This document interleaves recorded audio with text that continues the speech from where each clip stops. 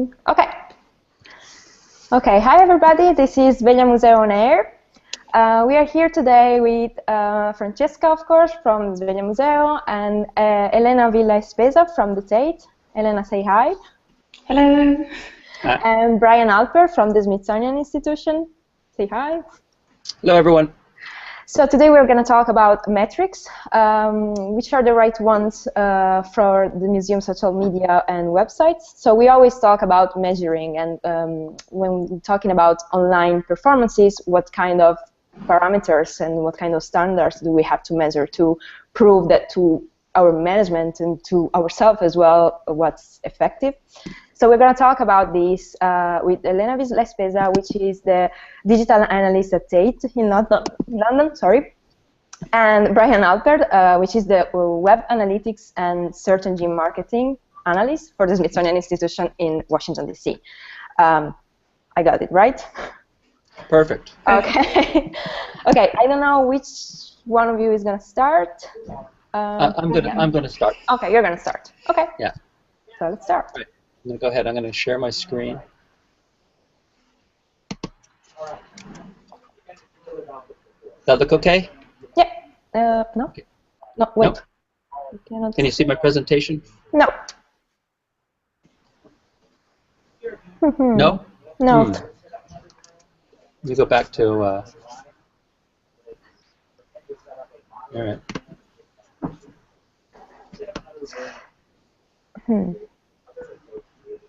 Okay, here we go. Sorry, it's my fault. User error. Okay. You see all dark? Okay. You have it now? Yes. Yes. Okay, that's good. I'll try to keep in mind that there's a little delay from slide to slide. So thank you guys for having us too, by the way. This is really fun. We're going to talk about website and social media data and how you could kind of cut through the fog and what kind of process you go through.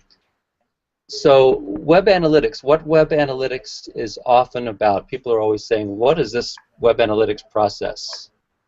And when people look at web analytics dashboards, a lot of times the result is like, so what? Because you have so many measurements and you're not really sure what they mean. And so part of what we're going to talk about today is how we can make that more meaningful. So the typical things that you're measuring when you're doing website analytics, and we'll talk about social media analytics in a couple of minutes, is that you're measuring quantity of stuff a lot of times. Like they're really big numbers, like you're measuring visits and visitors and page views. And these things don't really indicate success. They're the most typical measurements a lot of times because they're the most obvious ones. But they don't really reflect your website's efficiency or how good a website it is or how or what the website user is going through when they're on your website. And it doesn't really help you understand how to improve the website at all, just looking at those big numbers. You can't really act or do anything with that data. And one of my favorite quotes is from Google's analytics evangelist, Avinash Kaushik, where he talks about aggregated data, and he thinks it's just kind of crap. And that's what he says, and I think he means it. So what web analytics is really about is furthering the goals of your program. And we have a process that we're going to talk about to help you do that. Your goal as a web analyst, and this is what I counsel my customers within the Smithsonian at the different museums all the time, is that you're trying to use your data to tell a story. And especially your boss loves when you can do that, because then they can tell the story to all of their colleagues. And when you're doing that and using your data to tell the story, this whole idea of, well, so what? What does it mean? That just goes away. You can talk about what was happening on your site, what you thought it meant, what you did about that, and then what's happening now. And that's a pretty compelling story. Articulating your goals is really the hardest part, though, of doing this. It's not really unusual that your goals are not precisely articulated. Brian, sorry if I interrupt you. Your presentation is not, your slides are not changing while you're talking. Oh. Yeah. Well, yeah, okay, we're like 7 slides into it. No, we are still at 1, so it's... I don't know how, because you're using Keynote, right? PowerPoint? Oh, PowerPoint. I think there's an option somewhere. It's weird though, because it's not in presentation mode. Okay, now try to. Okay, now they're switching. Now they're switching. Okay. It's the full screen. That was a problem. Actually, Francesca, we figured that out when we got together the other day that we can't use full screen mode. Yeah. All right, you guys. Sorry about that. I'm sorry. Well, I talk so much that everything I said sort of makes sense so far. Yeah, it made total sense, but we just realized at like 7 that you were still stopping at once. Okay, so go on. Is that a little bigger? Yeah, it's a little bigger. Yes, that's perfect. Okay. So, all right, so now we're getting into the meat of the presentation, so no worries, you guys. So yeah, articulating your goals is really the hard part. And it's not unusual. I find that museums or their units, they don't have their goals articulated at all, or they do have goals, but they're too broad to meaningfully measure those goals. And the Smithsonian, I mean, we have the main goal of our institution is it's an institution for the increase and diffusion of knowledge. I mean, it doesn't get any more broad than that, and also it doesn't get any less measurable than that. So that's really the hard part. So, but the good news is that there's a systematic step-by-step process that you can use to go through. And once you do this first step, articulating your program goals, what you do is move on and decide strategies to achieve those goals. And once you've determined what strategies are, and we'll talk about these things in a little more detail, you should decide what tactics you're going to use to pursue the strategies. And then, and only then, is when you start talking about measurements at all. That's when you decide what and how to measure. And then benchmarking is a very important part of this process too, because unless you do benchmarking, you can't really get a sense of what normal is. And we'll talk about why that can be a problem too.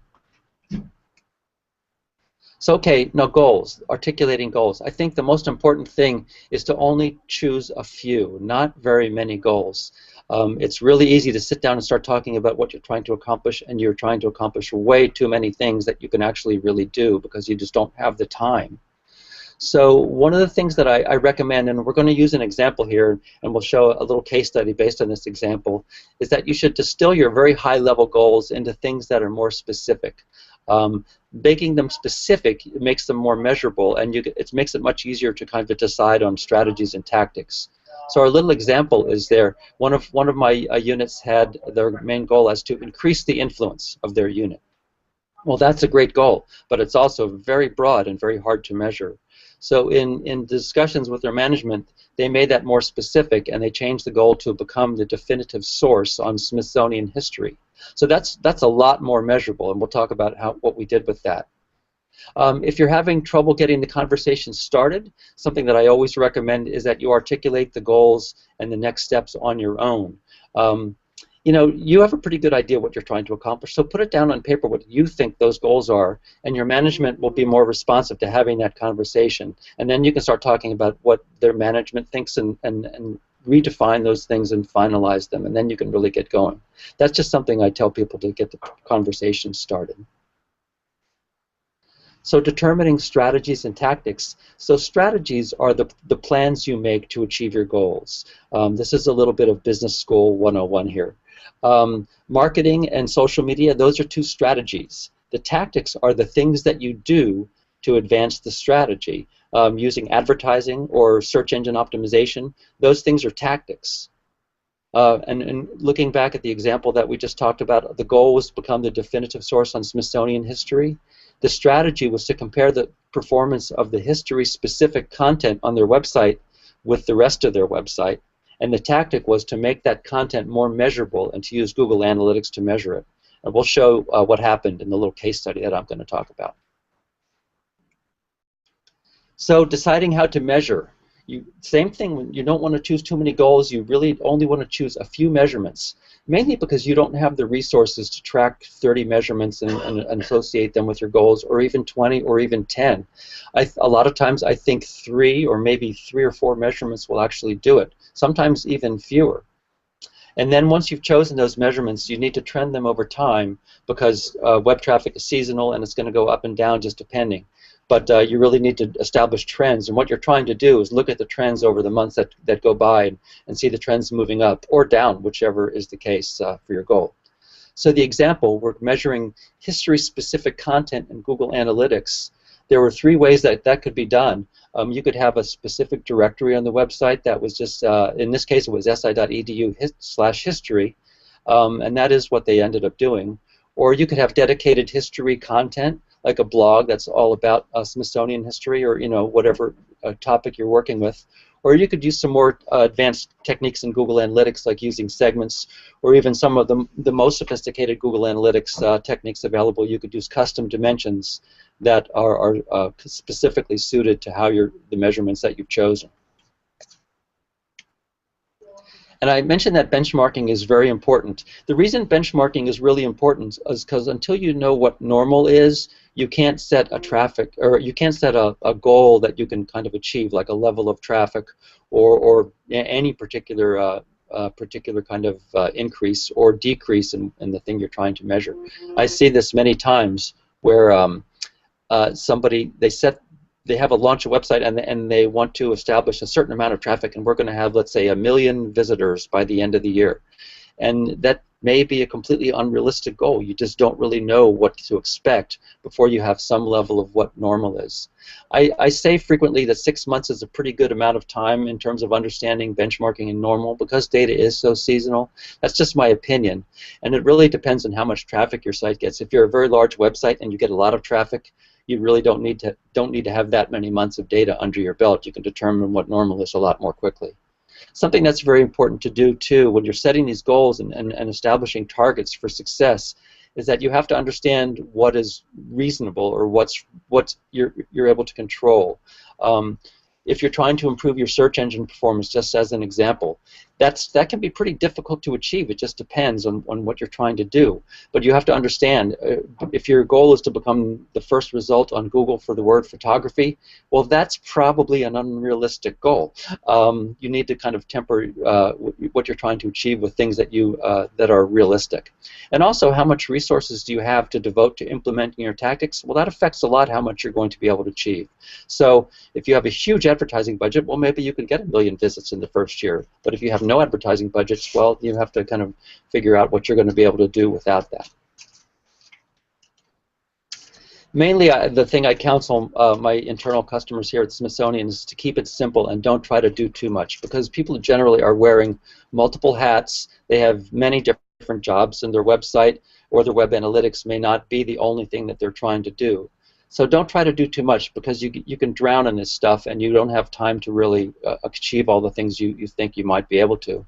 So once you've selected your strategies and tactics, really minimize the number of measurements. And it's important to stay also that if your measurements turn out to be inconclusive after a couple months, well, you should refine them or even change them, because this is really an ongoing process. So here's the case study that we were talking about Smithsonian history. I worked with my colleague Effie Capsalis at the Smithsonian Archives, and they have a pretty big mission to document the goals and activities of the Smithsonian and the Smithsonian history. They're responsible for institutional accountability. So what Effie did, she worked with her management on the goals. And we're not going to look at all the little steps in the slides, but you can see on the far left there is the goal that I talked about, become the definitive source of Smithsonian history. So they got these 4 goals, and 4 was a manageable number. What they did then was they decided strategies and tactics that were suited to each one of their goals. Okay. And they moved on through the process and decided the measurements, or the KPIs, the key performance indicators that were associated with their goals. So they kind of went step by step down the process. Which one you're talking about? So become the definitive source of Smithsonian history. So the word definitive, I think that's a little bit hyperbole, but at the same time, they did something that I thought effectively communicated that they were achieving their goal. So the strategy, what they were trying to do was to increase the engagement with Smithsonian history website content, and the tactic that they chose was to make that content more measurable. These are things we've already mentioned.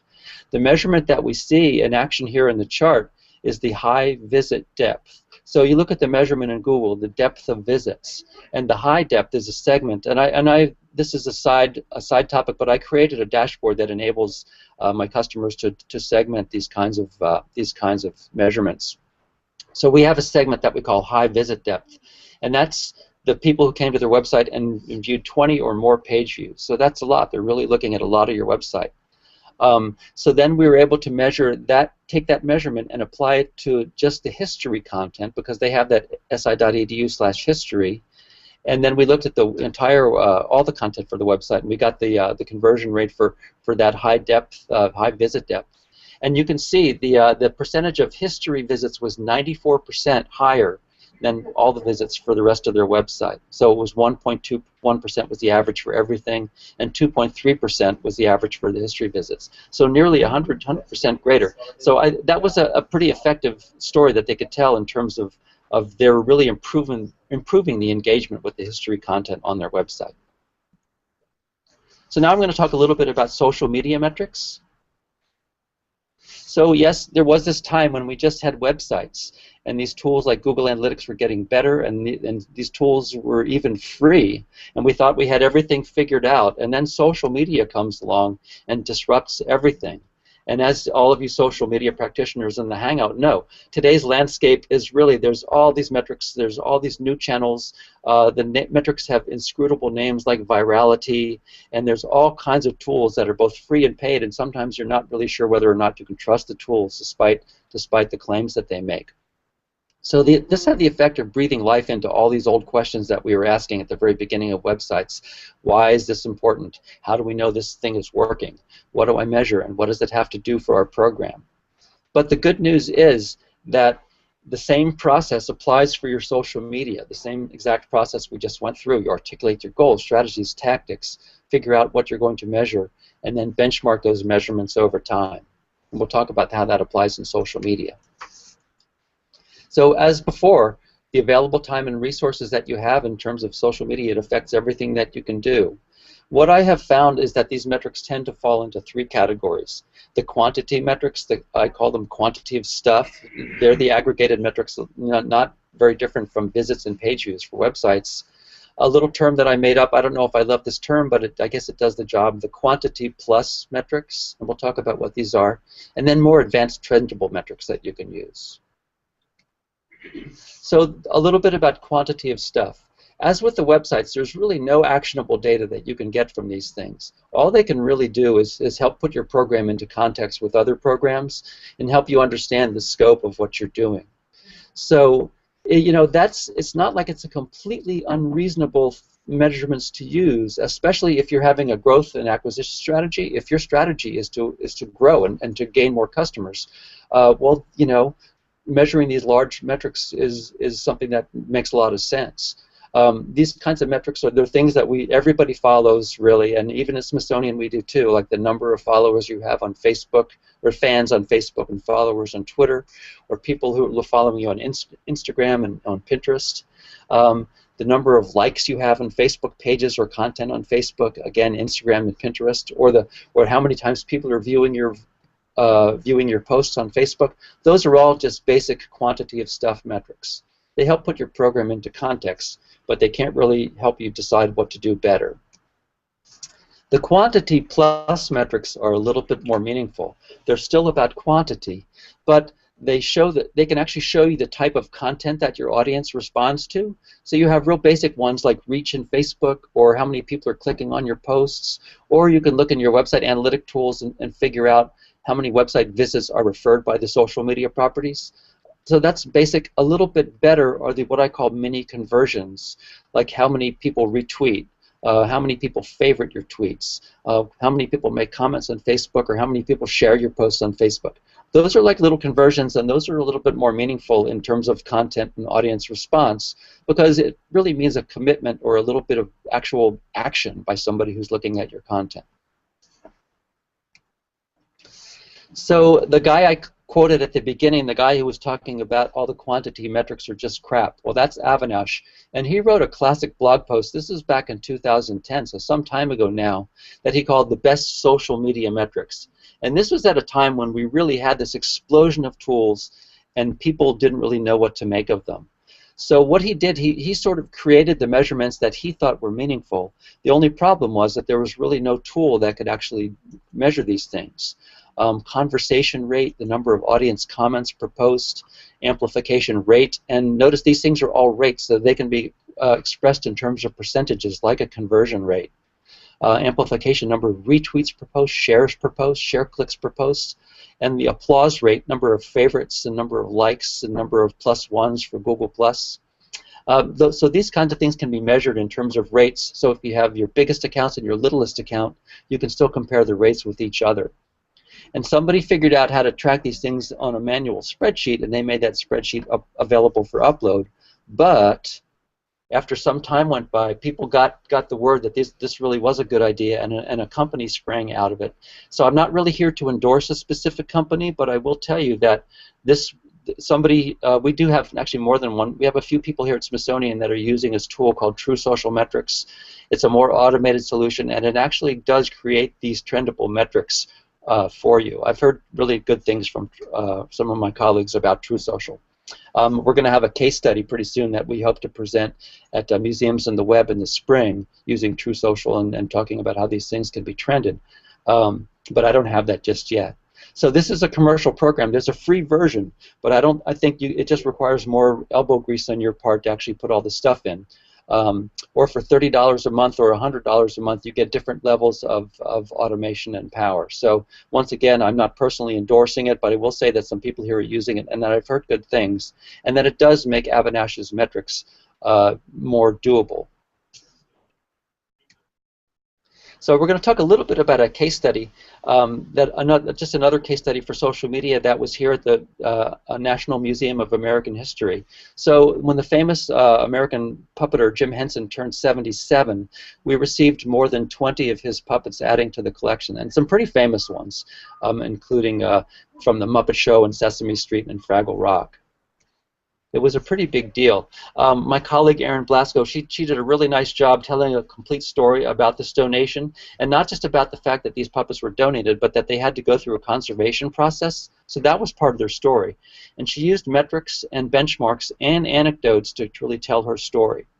And you can see in the picture there, yeah, Miss Piggy was part of the donation, and there's Miss Piggy wearing the Hope Diamond, and yes, that Hope Diamond. It was a big deal. And by the way, Miss Piggy is I think 3 feet tall for anybody who didn't know that. And I didn't know that. So the goals that they had, so Erin goes through the process. The goal was to spark excitement about the donation and also about Henson puppet history. They decided to highlight stories that were more niche rather than the big ones. Well, they decided to highlight the big ones too, but they wanted to also work on some of the smaller stories. And they wanted, one of their goals was to inspire reflection on the importance of his puppets in American history and culture. And they wanted to connect that with his birthday. And they also, this was a more practical consideration, but a very important consideration from the museum's point of view. They wanted to clearly communicate that these puppets, after being donated, would not be on immediate display. We have people coming in expecting them to be up the next day, you know, and it's going to take us some months before they're really ready. So the goal, spark excitement about the whole donation, and here are the process steps. Before breaking the news about Miss Piggy, they leaked news of the Fraggle donation through a guessing game, and they made the social media audience insiders. So that was a little bit of what the strategy. The tactic was to show a close-up of the Fraggle here. You can see that on the right, and invite followers to join in and guess which of the objects were going to be added. And the measurements that they used were comments, and they counted these things: comments, replies, and guesses, and how many clicks on the teaser photos. So that they went through the process steps, and this was not particularly complicated, but it enables them to tell the whole story. Erin also did a good job using benchmarking and anecdotes to enrich the report. So the second clue about the Fraggles received about 800 clicks on Twitter. Well, she knew from tracking and benchmarking that 200 to 300 was actually a really good result.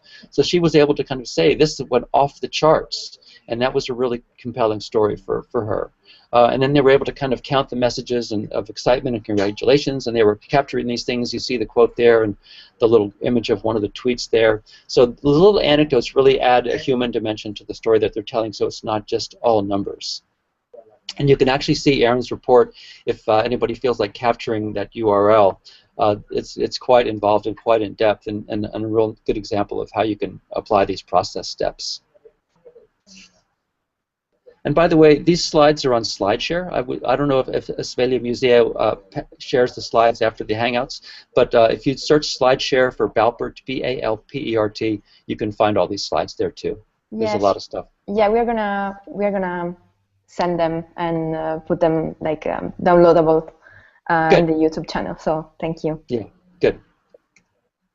So here's the bottom line, and this is, I'm toward the end of my presentation here. On a campaign-by-campaign basis, and this is something that we do have a lot of at Smithsonian, you go from one thing to the next. you really can use these quantity plus metrics to tell your story. It's effective. You know, the storyline typically is, here is what our goal was, here's what we did, here's what happened, and it was a really great result. That's not bad. That's effective. But if you're talking about improving your entire program and learning from the things that you've done in the past and applying those learnings to make your program a better program in the future, you really need to have more trendable metrics. You need to apply these, whether you use a specific tool or not, or whether you calculate them manually. You really need to be able to show trends, or else you just don't really know if you're getting better. And that's really the main conclusion. And that is it. Okay, so thank you, Brian. Thank you very much. And okay, you can go back to your face, yeah. so we can see you. We have some questions for you, but I think it's better if we leave Elena do her presentation, and then we can ask you both all the questions all together, so we can keep an eye at time. Okay? Sounds great. Does it work for you? Okay, good. So Elena, you go. Remove your microphone. The microphone. Now can you hear me? Okay, I'm going to try to share the screen, and I will put the Prezi full screen. If it doesn't work when I move to the next slide, let me know, and I will put it back to the...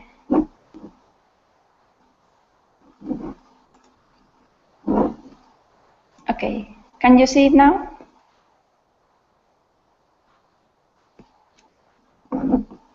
Perfect. It's perfect, Elena. Thank you. Okay. You go. So in this presentation, I would like to talk about our journey in analytics at Tate. So talking about the different steps we went through in order to implement an analytics culture within the organization. And we talked a lot about our current reporting practices, and we'll link to some of the things Brian has presented. And finally, I will present an example about how we evaluated a specific case study at Tate. Can you see the next slide? Yes? Okay, great. So these are the steps we went through in our journey. Probably this is one of the questions I get quite often, is people like, so how do I start? Where do I start with analytics? Do I need tools? Do I talk to people in my organization? Do I start creating reports? So here are the steps we went through. So first one, we did an audit, an assessment of where we were in terms of analytics. So basically, it was an analysis of our current systems and methods and tools. We did an audit of our Google Analytics account, and we realized that it was kind of a mess. We had no e-commerce settings, tracking. We were not tracking correctly the visits through our different subdomains. We didn't exclude internal traffic. So these are the type of things you have to do in order to get accurate data. So it's very important to do an audit of your settings to make sure you are reporting the correct data. And then in the audit, you can also identify where are the gaps in your data collection. So the next step was to go through the organization, talking to different departments, and to gather information about their digital plans and understand their objectives and what they needed to measure and evaluate. So I talked to the learning department, membership, research hub. They all have different requirements. So it's very important to capture those requirements and then put that together with your strategic goals to see what you will need to measure. And based on that, you create your strategy and your analytics plan. So the first two steps the audit and the requirements help to see where you are and what you need. The strategy will define where you want to be in the future. So basically, you decide your strategic objectives and create a plan of how you are going to collect the data and what is the data that's going to be collected, the resources. You can also include some opportunities of data collection and usage. And then you have to make a plan on how this is going to be included in the processes in any digital production. And the next step is to define your indicators and your targets. And when are you going to report it based on those objectives you have in your organization. And once you know what you are going to measure, then you have to decide how you are going to do it. See what are the best tools and methods that will capture and analyze the data. And once you have those tools, you have to set them up. And again, I will say that this is a very important step. Sometimes it's a bit tedious to do all the settings, but that will guarantee you that you are reporting correct data. So you have to set up your goals in Google Analytics, your filters, your segments. And actually, Google Analytics is not really the only tool we use at Tate. We use tools like heat maps. We use tools for social media like Hootsuite. We run surveys very frequently. We do usability testing sessions, interviews, A/B testing. So yeah, based on what you need to measure, then you decide on the tools. And then it's time to communicate the data and the results to the organization. So you have to report and communicate the data. So you can create reports, dashboards, and probably what is useful is to create reports and dashboards at different levels. So you will have to create some strategic dashboards where directors or senior management can see the key trends, the key KPIs. The more tactical reports and operational ones that will help those people who are running the activities so they can optimize them and improve them on an ongoing basis. And it's very important in this step is to help people with understanding the metrics, because probably one of the main barriers at the beginning was that people were not aware about the tools and did not understand the metrics, things like bounce rate or conversion rate. So you have to do an exercise of training and communicating in an easy language what those metrics mean. And you can do reporting of things that happen on an ongoing basis, like your Facebook activity, your website visitors, and then you can do case studies or project-based reporting. So the first report we produced once we started sorting out our settings and defining the strategy and selecting the tools was to create this monthly report that included the main metrics for the website. There were metrics for social media, for mobile apps, and email bulletin. This report, for example, at the top, you can include your KPIs, and then you have different graphs that allow you to monitor trends. What was very useful about this report was not only the metrics that it included, but also that it communicated internally in the organization that this information was available. So I remember that when I started sending this report, I was getting a lot of emails back saying like, oh, can you actually get this data? Or I'm interested in gathering this information. Is it possible to get it? So it was quite a very important and useful internal communication tool, because you let people know that this data is available. This dashboard, the template on Excel, is available on on our website. You can see the URL here, and it's under a Creative Commons license, so you can download it and customize it to your own needs. So that was probably what it is, a more strategic report. Then you can create, for example, on Google Analytics, different dashboards. And what I did was to create different dashboards depending on those internal requirements to different people in the organization. So, for example, we have a Google Analytics dashboard for the online shop, another one for the research department, this one about Tate papers. We have one for the online collection. We have another one for members. So this is quite useful to configure, and then people get these emails automatically from Google Analytics. And then from the tactical and operational point of view, we are creating some other dashboards that can help people who manage, for example, social media on an ongoing basis to improve their activity. So the dashboard you see at the moment in the screen is a Twitter dashboard that I created as part of my research. And the thing, as Brian has mentioned, is that many times you are not able to monitor trends because of the limited information that is on the tools. So that's the case for Twitter Analytics. And the good news that was that Twitter made this tool available for any user in August. But the problem is that you cannot create see trends, and I think it's limited to 90 days.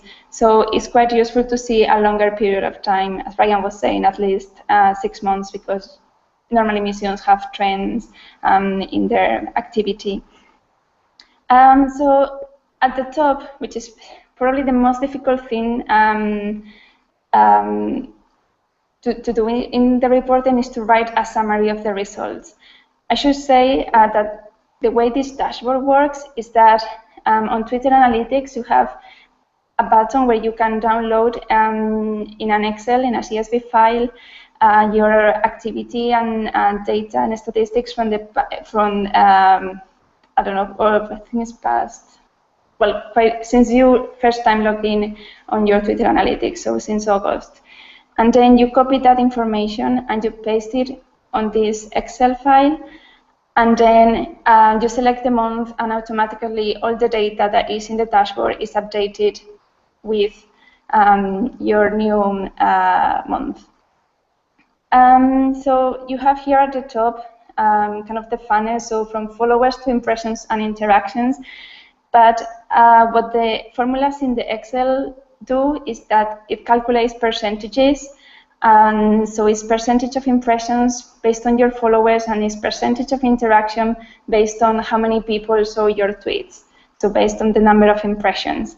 So that normalizes the data, and it helps you with these two charts on the right-hand side to monitor trends and see whether your percentage of impressions or the percentage of interaction is increasing or decreasing. This is for Twitter, but for example, doing this for Facebook has been quite interesting in the past 12 months because, well, many museums have noticed a decrease in the percentage of impressions or reach in the case of Facebook metrics. And then also in the report, it pulls automatically the top 10 tweets based on the interaction rate.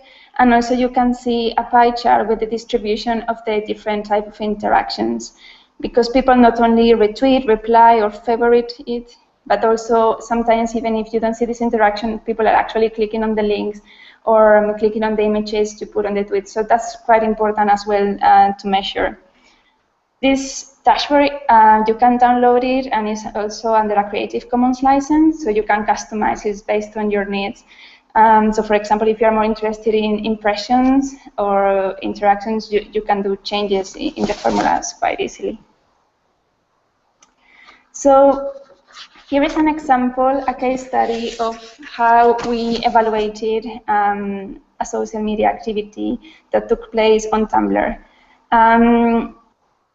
It was called the 1840s Gift Party Project. It was run by Tate Collectives and my colleague Jen Olson in the digital department. And the activity consisted on commissioning first some artists to create gifts based on some artworks in the collection.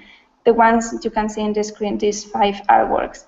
And then the second phase of the project, it was an open call, public, so anyone was able to submit a GIF based on any of these artworks. The objectives of this initiative was to increase engagement of people with the online collection, engage young audiences, and then also collaborate with exciting new artists. And a final objective of increasing awareness of the Tate Collectives program. I'm going to show you some of the GIFs. I'm going to change to a different screen, see if that works.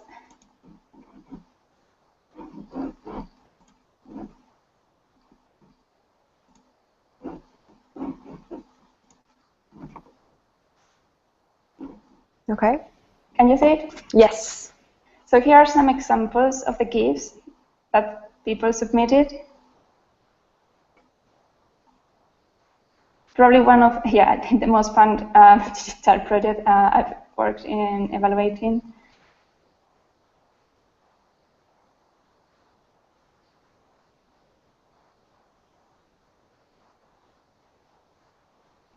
So you can find them on the Tate Collectives Tumblr site.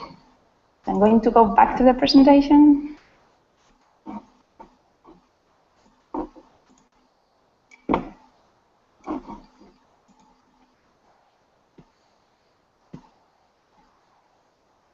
And after the submission and the open call, there was actually a party in the galleries at Tate Britain.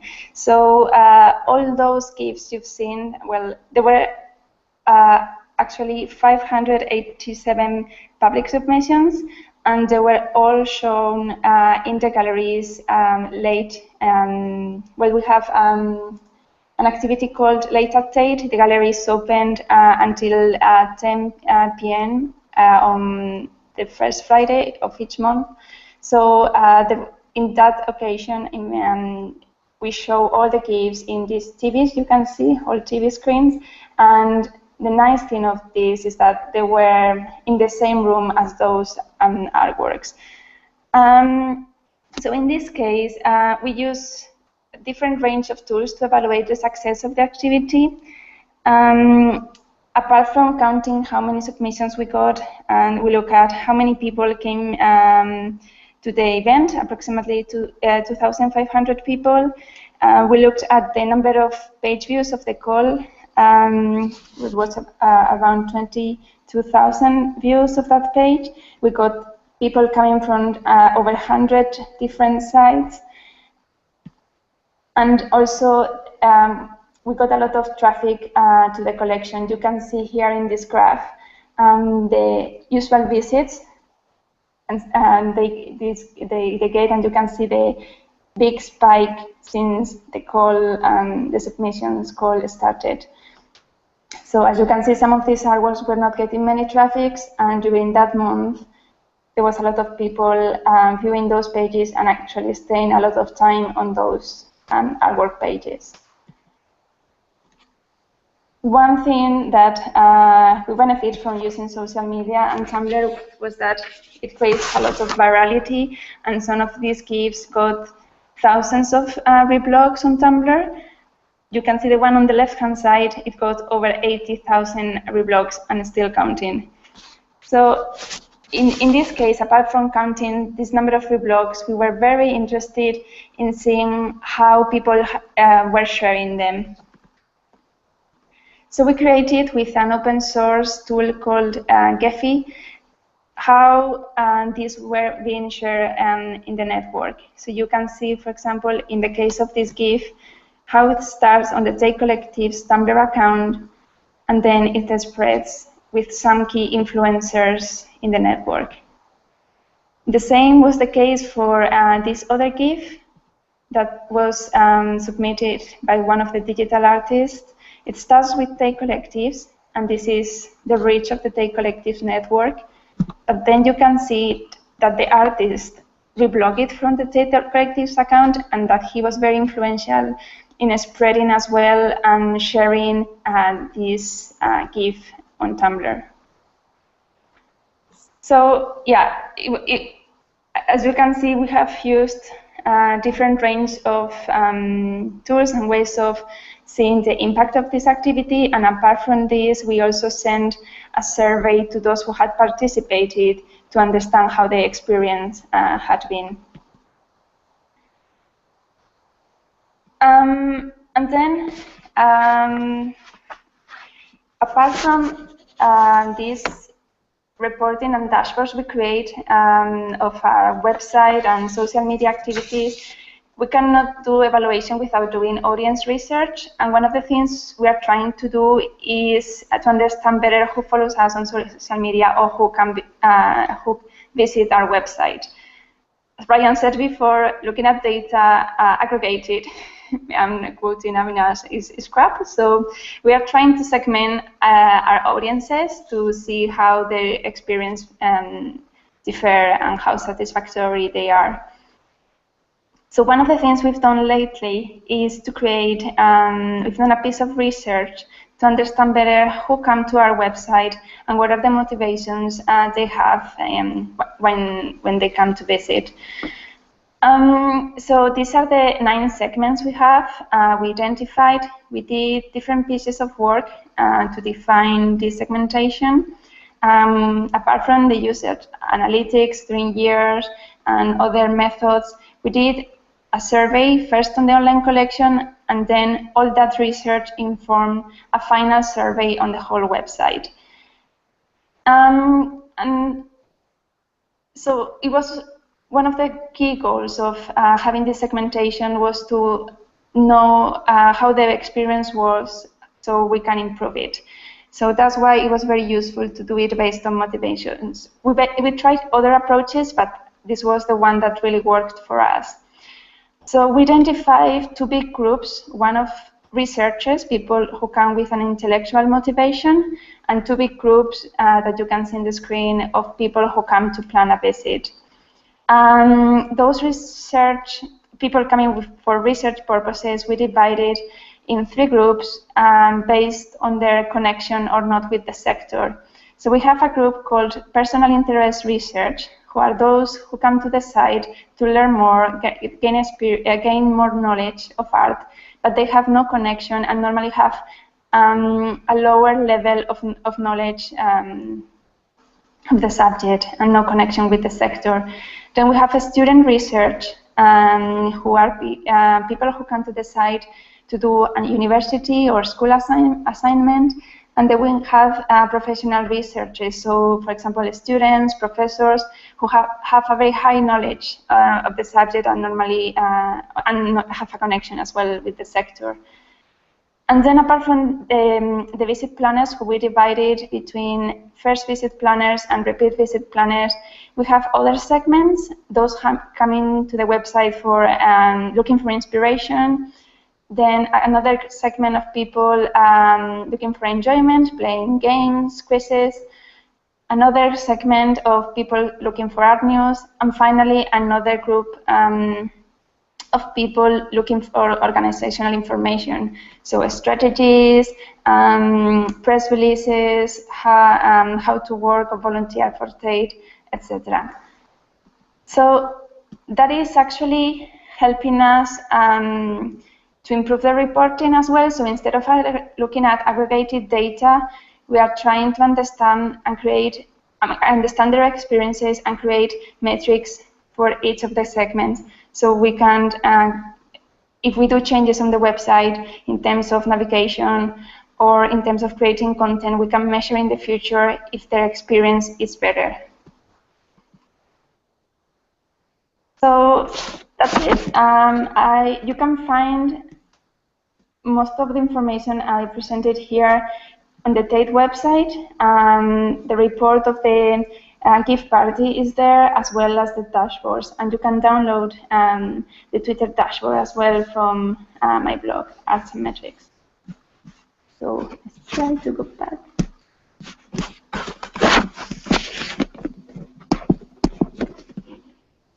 Oops. Yeah. So thank you very much, Elena. Sorry, time while you're closing. everything.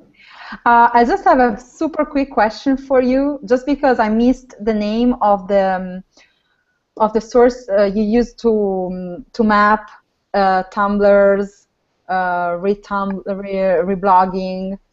I think it sounded something like Gephi. Yes. Can you spell it for me, please? I'm sorry.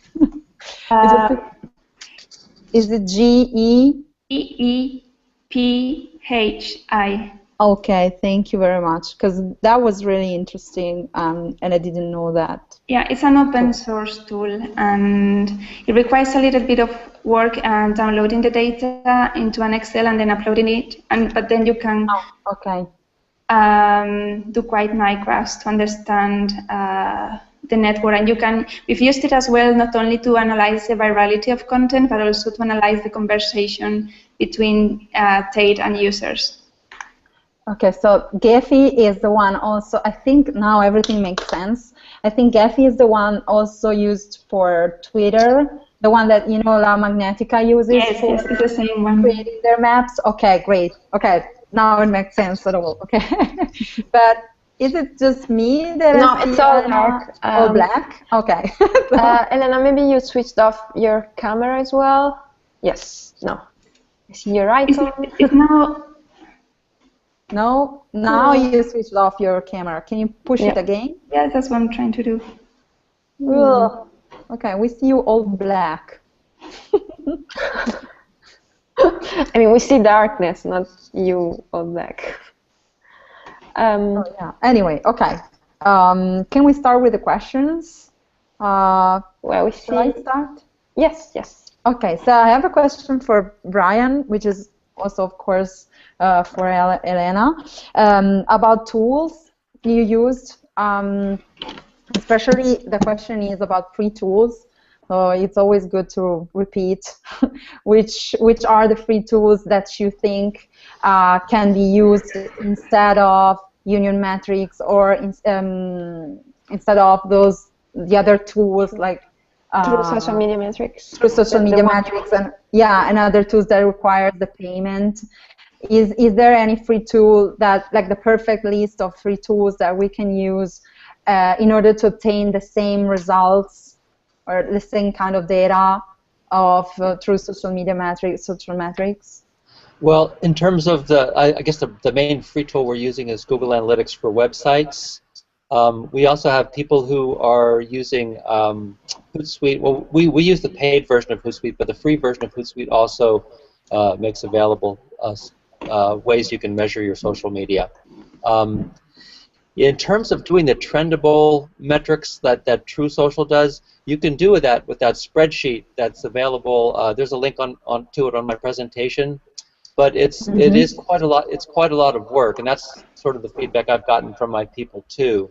But it can be done. Now, True Social is like $30 a month, so it's not a huge amount of money, but it's not free either.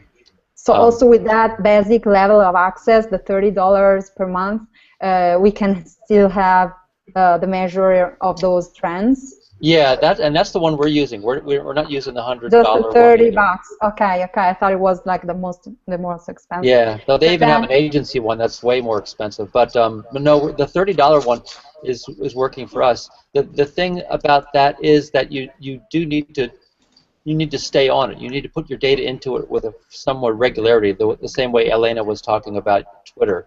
Because all these tools, they have a window, and I think really the main thing you buy when you buy a more expensive one is the ability to not have to do so much manual elbow grease. You know, it'll do more stuff. Yeah, that was my question. Like, is there a way to automatize the process in order to make it like quicker and less difficult for museum people? Because sometimes we just have the impression that museum people are wearing more than one hat in their normal everyday activity, and so they might not have that much time to dedicate to online measuring. So is there a way to make it like a flowing process on its own, or not? Well, I guess the thing I would say, you always hate to say, oh no, there's no way, but I guess one thing I would say is that Sarah Banks at the Air and Space Museum, she's the one who I'm talking about who is doing this. It's working for her, and she went through a long process of figuring out and she started with the most manual stuff of all, and she couldn't do that either. So that's working for her. The other thing I would say too is that, you know, just in terms of minimizing the number of measurements that you choose and trying to just be real specific about the things that you do, that's another way that you can sort of minimize it. You may not get out of doing the manual work with the tool, but if you're not trying to do it for 20 Twitter accounts, you know, over the course of, you know, 10 different measurements, then it'll be easier on your time. Okay, so this brings me to my last question. Sorry, Valeria. I'm shooting them all, which is for both of you, because Brian, you showed us the slide with different metrics like the applause rate, the comment rate, and that amazing slide. But then Elena also talked about KPIs and making data accessible for your management. So I guess the question is, like, which are those KPIs? Which are the very, very super important data that we need to focus on in this way, combining the lack of time, the lack of resources, and also the importance of measuring our performance? Elena, do you want to go first? Okay. I would say it depends on the organization, and because I think, well, in my PhD research, I've interviewed people across different type of museums, and you see objectives are different. Some people use it more as a marketing tool, while some others use it more as a more engagement or conversational tool. I mean, you can see quite big differences in the usage of social media. Sometimes you can see similar, but for some organizations, so it depends where your focus is. If your focus is in creating conversations and debate, then you should focus maybe on reporting things like conversation rate and number of comments. But if you want to reach as many people as possible and maybe international, or then maybe your focus is in reporting impressions and reach. So I would say that if you have to select those metrics really based, your KPIs really based on your strategic objectives. Yeah, I would completely agree with that. It really depends on what you're trying to accomplish. I found that my colleagues here at Smithsonian are frequently interested in engagement metrics, so because that's what they're trying to do. So for in terms of websites, we're talking about things like frequency of visit and depth of visit. For social media, you're talking about the comments and shares and those kinds of things. But yeah, I agree with Elena. It really depends on what you're trying to accomplish. So you have to set that goal first. That's the very first thing you have to do. So we should ask our management first, like, which are your goals, and then we measure according to what do you want to see. Yeah, what's really important to you, so we can measure it. Okay. So there is a question from Twitter. Somebody is asking how technical is it to use this tool? You mentioned Gephi, but also Google Analytics and Hootsuite. I think we all know more or less Hootsuite by now because we have been mentioning a lot. But how is it difficult to figure out for somebody who doesn't have a technical background to use these tools, and how in depth can you go? Well, I'll talk a little bit about Google Analytics because, I mean, it's an amazing tool. It's one of my favorite and everybody's favorite. But it's the kind of tool that can be either so simple you need almost no technical knowledge at all, or no technical knowledge, or it's very sophisticated and you can spend your entire 40-hour week just in Google Analytics. It just really it can cover so much ground. So, the good thing about Google, though, I would say, is that there's a lot of resources on the web available. A lot of really smart people talking about how they do these things. So and I do this all the time when I'm troubleshooting or just trying to figure out what are the new techniques and what kinds of things do I have to learn. I'm searching on the internet because there's some great bloggers out there who are very generous with their time and their knowledge. So it doesn't mean that you don't have to do anything or learn anything technically to make more use of the more sophisticated things, but you have to be willing to spend some amount of time. But that's the good thing, that the resources are out there. Okay, thank you. And Elena, you want to add something? Yeah, I mean, probably the only thing I would say to add to what Brian has said is that sometimes what we've done when it has come really technical is to get some external help from one of the Google certified partners. For example, when it came to do the proper settings of e-commerce activities and tracking, it really helped to have an auditor who is an expert on this and will make sure everything is set up and maybe can recommend type of reports you can use and help you create some dashboards. So yeah, the thing with Google Analytics is that it looks very simple, but it's quite powerful. So if you customize it, it can be a really powerful tool. Okay. Coming back to what we were saying before, what the management want to see, what do you think is preventing museum from actually starting gathering data and even thinking about that? I mean, this not only apply to digital, I think, because we see museum like doing exhibition, and then when the exhibition is done, they move to the next project. They don't even question or wonder about how the exhibition went and to gather data about that. So what do you think it is? Is that the technical skills that are lacking? Is that the mindset that is lacking, or is it the fact that maybe in the management there is no they don't ask them to do that, so they don't really know that is necessary? What do you think it is? Well, I'll talk a little bit, but let's make sure that Elena talks too, because she's done really great stuff in terms of a culture of analytics. So, but just to start, I think the main thing that I think prevents people from focusing on this is the fact it's sort of the thing that was at the beginning of my presentation, that I look at these measurements and go, so what? I don't know what it means. So if you or the practitioners themselves can actually do this, tell this story, and work with your management in such a way that you're actually able to kind of take them through the steps and explain this and things in a way that's not easy to communicate and understand, then it all starts to make sense, and then it starts to become a more valuable and a more kind of expected part of the picture. Okay. Yeah, I think that's one of the barriers. In my research, when I interviewed different museums, it showed that besides the fact that we have so many tools available, free, non-free, different resources we've talked about, the main barrier that I identified was the lack of time and resources. So that was the first one. And the second one is what Brian was talking, is how you select the correct metrics that you want to report. But also the lack of knowledge from senior management was another factor.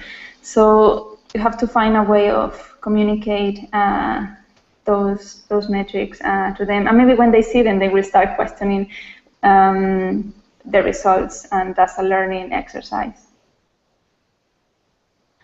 What's the in your job? What's the main difficult?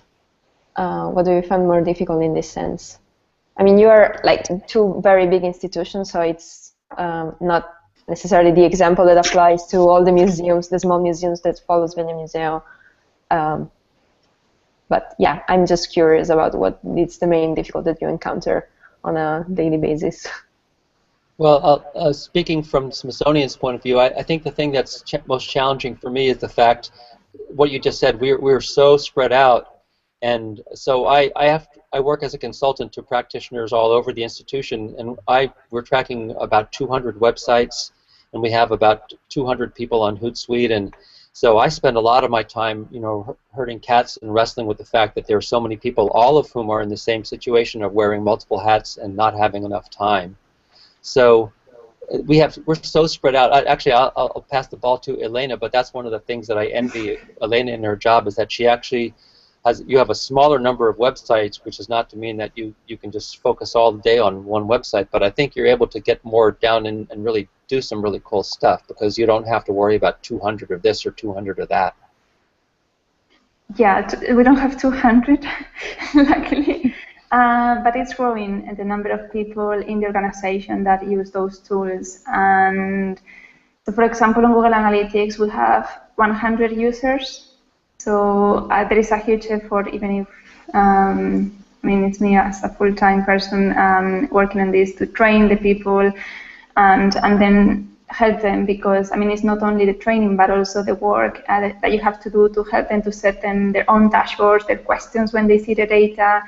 Probably one of the challenges I find is that, I mean, you can explain the data and what the different metrics means, but interpreting the results sometimes is not easy because people come from a different background, and you have to do a lot of training and communication. So people don't look at just one metric and get obsessed with one big number, but you help them to be able to analyze trends and see how to criticize the findings and question the results. Okay. Oh, can you hear me? Mm-hmm. Yes. Yeah, okay. Oh. I was stuck with the microphone. I have one final question for Brian, which doesn't apply really to the topic we've been discussing here, but it's, I'm sorry, but it's about Google and Google Ads.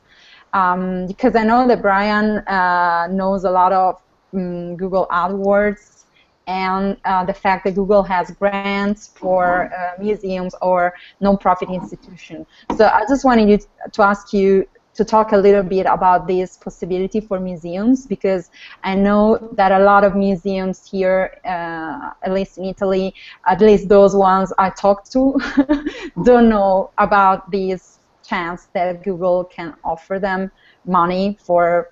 Oh, there you are, Elena. Elena. I see you. Oh, now you can see me. She's back. I was touching the settings to try to see where the problem is, and just came back suddenly. Yeah. You know, it's the karma of Google Hangouts, as I told you, so it's okay.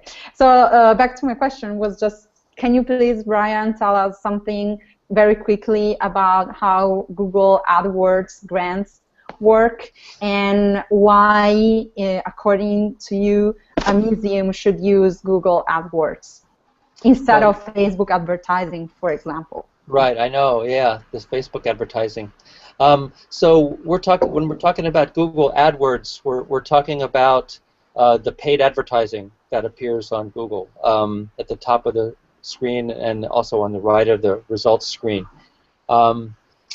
Google has a program that they're called, actually they changed it, the original name was Google Grants, as in, you know, you're applying for a grant, but they changed it now to Google for Nonprofits, because I guess that was more specific. But this is something that institutions can apply for, and you're able to get, it's really, and there's no other way to say it, it's like free money. You're able to spend up to $10,000 a month on Google paid advertising. It's not completely easy to get. We have several people here at the institution who are using it, but it's not very hard to apply. I will say that the process to apply is fairly straightforward, and I think if you searched for Google for Nonprofits, you'd come up with it right away, or even Google Grants. I guess the trick is that you need to get Google's attention, and they haven't. I don't think it has a lot of the first priority at Google. Let's put it this way: you have to really kind of bang on them to get their attention to get into this program, because they're basically, I think they feel like they're giving money away. But it's a good program, and I'm sure there's advantages for Google to do it too, and it can be done. Like I said, we have several people at the institution who are using it. In terms of the practical reasons why you should use it, I mean, I mentioned in my presentation, you know, you may have an exhibit of photography, and you may want to appear on Google's first page, but it's really going to be just impossible to get there using Google's organic results, or to expect to be showing up for Google's organic results. So by doing the advertising, you can actually appear in the first page of Google, and then a lot of times the things that museums are promoting, or the kinds of things that they're doing, they're not so mass market that there's almost no competition. So you actually can appear toward the top of those ad results. And another great thing about AdWords is that it's really highly measurable. You can measure conversions and conversion rates, and you can learn so much, not only about how successful your online content is, but about what people care about from doing AdWords, just by the keywords that they respond to. And you can have two very similar keywords. To you, they're the same, but the conversion rate for one keyword could be much, much higher, and you never would have known that other than measuring for it. And it also reveal some very important insights about the people who are looking at your content. So I think it's a great program, and it's, you know, like I said, you have to bang on Google to really get into it, but it can be done. Okay, so, and I can just add for Italian museums who are following that stay in touch, stay tuned, because at the beginning of 2015 we're gonna talk with Google and we're gonna have more information for you, like tailored for Italian museums. So this is a good news. Well, I think this is it, because we've been talking for more than 1 hour, and I just want to thank Brian and Elena for being with us despite all the technical problems, and I also want to wish you Merry Christmas and a happy holidays since we're here. And I want to tell people who are following Svegliamuseo on air that we're going to have another appointment next week, Wednesday the 17th, at 19 Italian time, and we're gonna have Luca Melchionna from previously from the Mart Museum of Contemporary Art, and now talking about a special role game that he played with museum people in order to have them understanding difficulties when organizing an exhibition without budget and resources. So she's always very useful. And okay, thank you again, Elena.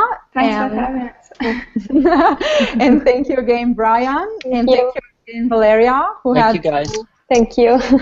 to talk because I had some technical problems in the beginning. And see you all very soon. Thank you very much. Goodbye. Bye-bye. Merry Christmas, you guys, too. Merry Christmas. Bye. Bye.